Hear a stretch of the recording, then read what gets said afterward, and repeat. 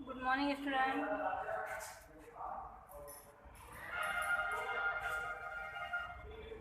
तो कल हम आपको क्या पढ़ा रहे थे?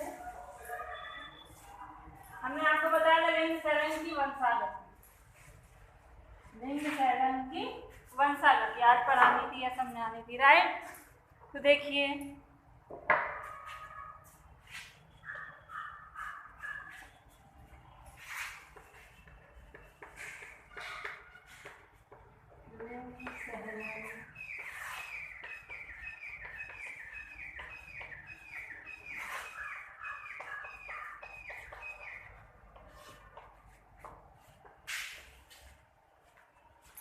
लिंग सहलन रोग की वंशागति।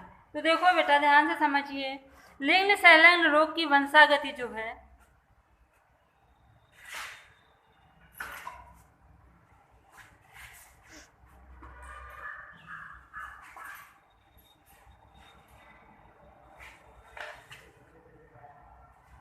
देखिए लिंग सहलन रोग जो है ये पुत्रों में एक्स गुणसूत्र के द्वारा,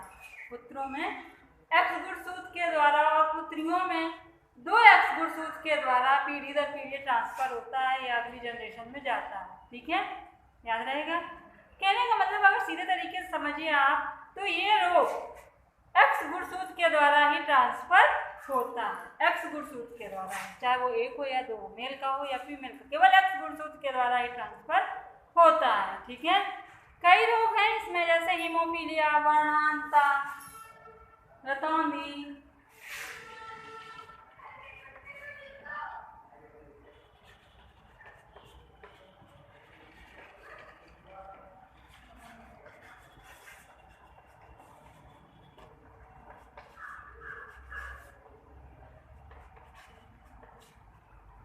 तो पहले लिख लीजिए थोड़ा सा 2 लाइनें।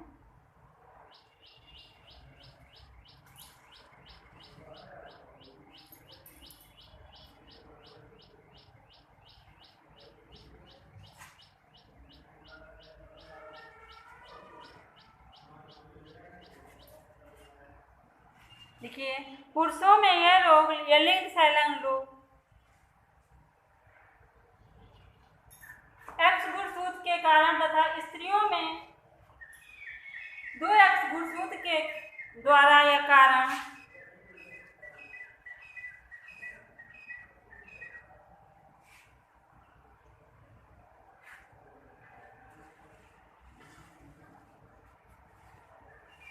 वंशागत होता है। ठीक है, इसके कई उदाहरण हैं, जैसे वर्णांता, हीमोफीलिया, रतौंधी आदि। इतना लिखने के बाद डाल दीजिए हेडिंग, वर्णांता की वंशागति।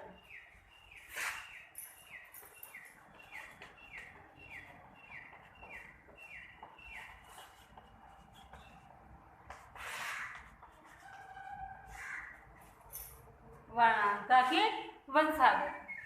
ठीक है, देखिए वर्णांता होता क्या है, वर्णांता रोग क्या है। ठीक है, तो एक वैज्ञानिक थे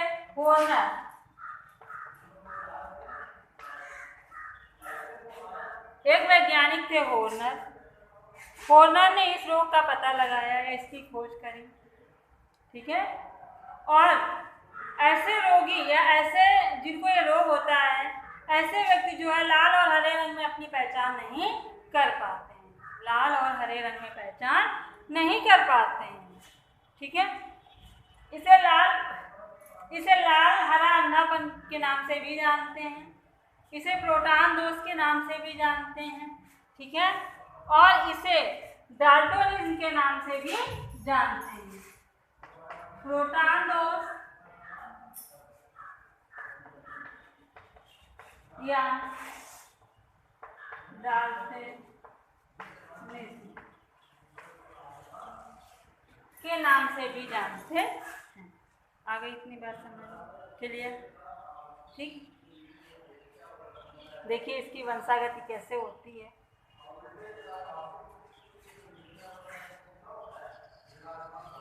इसी में एक करके लिखिए,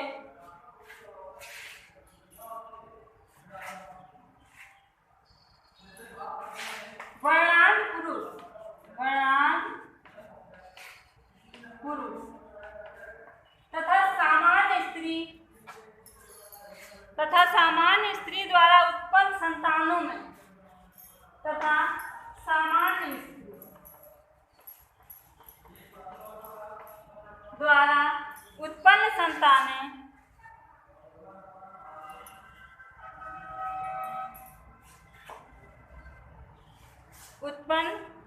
संतानों में वर्णांतता की वंशागत डाल दिया। वर्णांत पुरुष तथा सामान्य स्त्री द्वारा उत्पन्न संतानों में वंशागत। देखिए कैसे होती है, ध्यान से देखिएगा इसे।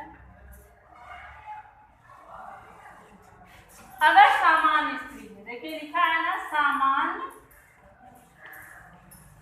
स्त्री, फीमेल है, लास्ट वाला गुणसूत्र हमेशा लिखा जाता है, हमने बताया चलिए गुणसूत्र कहते हैं। तो फीमेल है तो XX होगा कि नहीं होगा बताइए, राइट। और वर्णांत पुरुष है, वर्णांत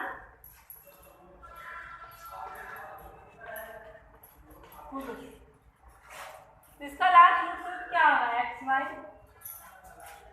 कितनी बार समझ में आई, हमने क्रॉसिंग में आपको ये सब चीजें समझाई हैं, समझाइए कि नहीं समझाई बताइए।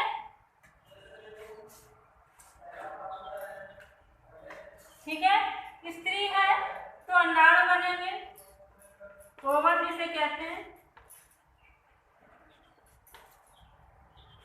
वर्णांत पुरुष है अगर तो क्या बनेंगे, शुक्राणु बनेंगे, स्पर्म जिसे इंग्लिश में कहते हैं। ठीक है, अब इनके युग्मक बनाइए, सिखाया है हमने क्रॉसिंग में पहले लेसन में आपको। तो युग्मक क्या बनेंगे, XX XY, ये युग्मक बन गया, राइट। अब इसमें वर्णांत पुरुष है इसलिए हमने अभी आपको बताया है कि ये रोग जो है केवल X गुणसूत्र के द्वारा ट्रांसफर होता है। किसके द्वारा ट्रांसफर होता है, केवल X गुणसूत्र के द्वारा।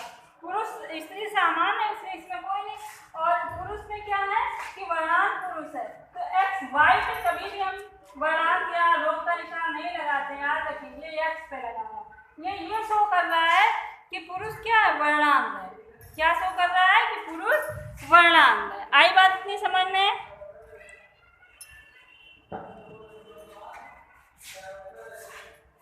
ठीक है, अब इनके बीच में हमने क्रॉस कराया, देखिए ध्यान से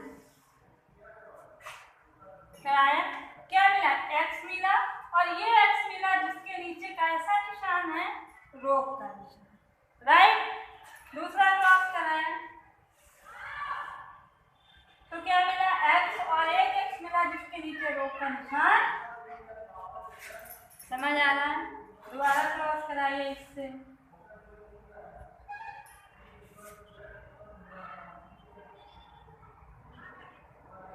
सॉरी ये Y मिलेगा बेटा, इसका रोग का निशान Y मिलेगा। अब जो कराएंगे उसमें X मिलेगा, लेकिन ये X जो मिला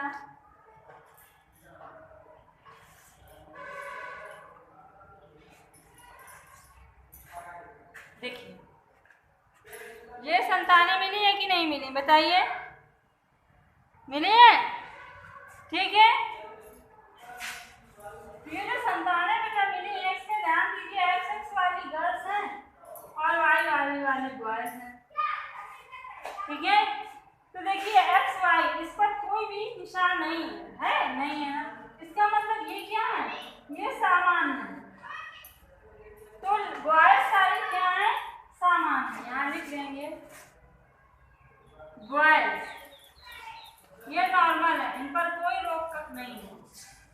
और गर्ल्स क्या है, ये रोगग्रस्त। ठीक है, आई बात समझ में। ठीक, अब इसको लिखेंगे कैसे, देखिए ध्यान से, आपको ही लिखना है, मतलब हमारी लैंग्वेज पॉज कर करके सुनते जाइए और लिखते जाइए। लिखेंगे, एक सामान्य स्त्री का विवाह यदि एक वर्णांत पुरुष के साथ होता है तो उसकी होने वाली संतानें जो हैं, उनकी होने वाली संतानों में जितनी भी पुत्रियां होंगी वो इस रोग से ग्रसित होंगी या वर्णांत रोग होगा उनको। ठीक है, लेकिन जितने भी बॉयज पुत्र होंगे वो सभी सामान्य होंगे। यही नीचे कोटेशन पे लिखना है। क्लियर हुआ टॉपिक, समझ में आया नहीं आया? ठीक है, तो यहाँ लिख दीजिए, गर्ल्स क्या है, कैरियर, कैरियर का मतलब होता है वाहक। ये आपका आंसर आ गया। क्वेश्चन आएगा कि यदि सामान्य पुरुष का विवाह एक वाहक स्त्री के साथ किया जाता है स्त्री का विवाह एक वाहक पुरुष के साथ किया जाता है तो होने वाली संतानें जो हैं वो कैसी हैं, तो आप लिख देंगे ऐसे निकाल के। ठीक है, समझ में आया, लिख लेंगे। दूसरा डाल दीजिए, सामान्य पुरुष तथा वर्णांध स्त्री द्वारा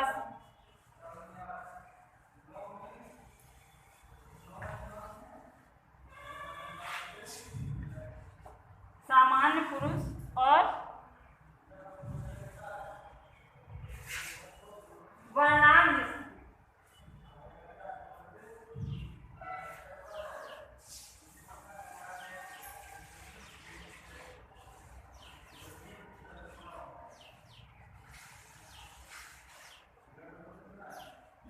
दूसरा नंबर डाल दीजिए,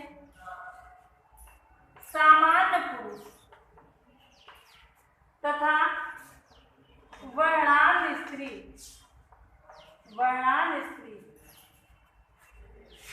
में होने वाली संतानों की वंशागति डाल दिए। तो देखिए कैसे बनाएंगे, ध्यान से देखिएगा।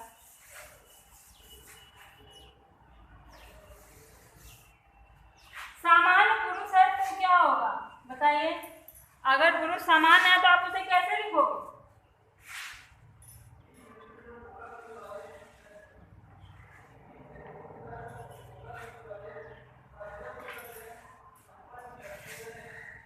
वर्णांध स्त्री,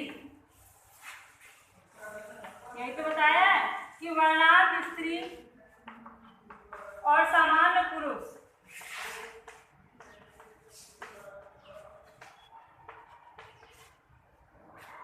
इनका विवाह होता है तो इनसे होने वाली संतानों में कैसा रोग होगा कि नहीं, ये आपको दिखाना है।